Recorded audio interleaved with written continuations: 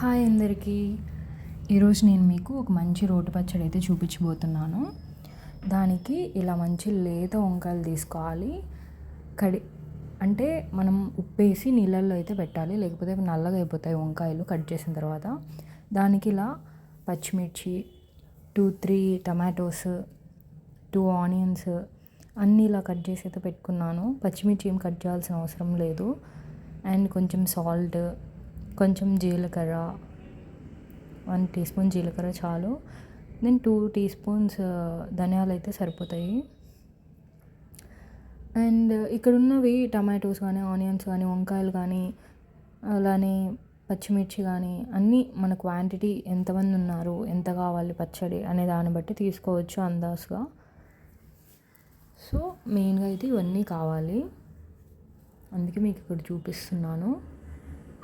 I hope మీకు ఈ పచ్చడి అయితే నచ్చుతుంది, చాలా బాగుంటుంది. నేను ట్రై చేశాను కాబట్టి మీకు చెప్తున్నాను. రెసిపీ చూపిద్దామనేసి ఈరోజు రికార్డ్ చేసుకున్నాను. నేను ఎప్పుడు రికార్డ్ చేయను, ఫస్ట్ టైం.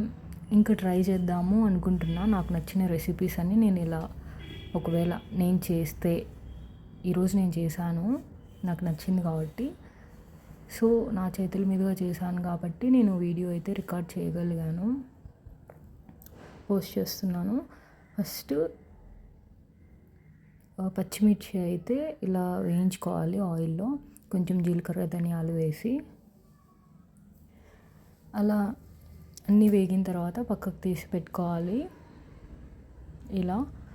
దెన్ అదే ప్యాన్లో టమాటోస్ కూడా వేయాలి, కొంచెం వేయించుకోవాలి. మనకు అర్థమైపోతుంది కదా ఇవి టమాటోస్ కూడా కొంచెం వేగినాయి, సరిపోతుంది అని చెప్పి. టమాటోస్ వేగిన తర్వాత అవి పక్కన తీసి పెట్టుకోవాలి ఇలా. దెన్ అదే ప్యాన్లో వంకాయలు కూడా నీళ్ళలోంచి తీసి ఇలా వేసేసుకోవాలి.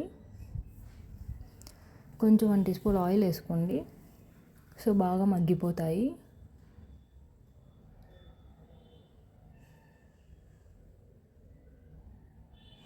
వంకాయలు కూడా బాగా మగ్గిపోయిన తర్వాత ఇలా పక్కకు తీసి అయితే పెట్టుకోండి. దెన్ ఇప్పుడు మనకి 3 సరిపోయాయి కదా, వేయించి పెట్టుకున్నాము. ఆ తర్వాత సేమ్ ప్యాన్లో మనం కట్ చేసి పెట్టుకున్న ఆనియన్స్ వేసుకోవాలి. ఇవి ఫుల్ వేగాల్సిన అవసరం లేదు, జస్ట్ నార్మల్గా మనం పచ్చి ఎర్రగడ్డ వేసి దంచడం కంటే ఇలా నూనెలో వేయించిన ఎర్రగడ్డ వేసి దంచితే టేస్ట్ బాగుంటుంది.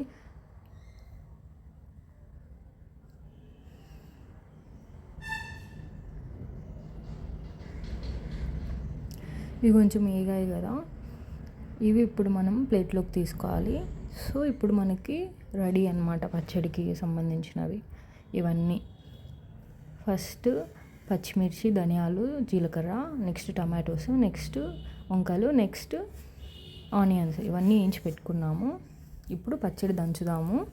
ఫస్ట్ పచ్చిమిర్చి, ఉప్పు వేసి దంచాలి బాగా. మెదిగిన తర్వాత వంకాయలు వేసి మెదిగేటట్టు దంచుకోవాలి. నెక్స్ట్ టమాటోస్ వేయాలి, కచ్చా పచ్చాగా దంచుకోవాలి, మెత్తగా ఏం దంచకూడదు. లాస్ట్లో ఆనియన్స్ వేయాలి. సో ఆనియన్స్ పంటికి తగులుతూ ఉంటే బాగుంటుంది టేస్ట్. పచ్చడి అయితే మనకి రెడీ అయిపోయింది.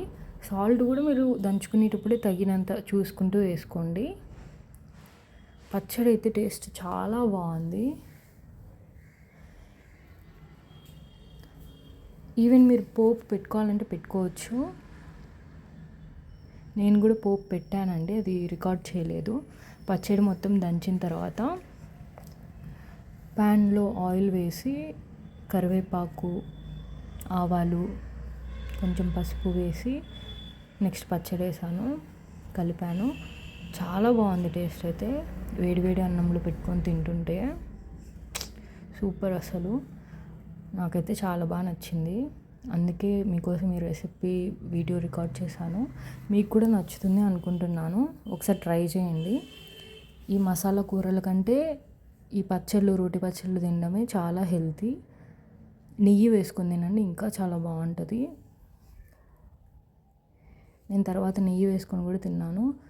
ఇట్లా ఆనియన్స్ కూడా మధ్య మధ్యలో ఇలా తగులుతూ ఉంటే తినేటప్పుడు చాలా బాగుంటుంది.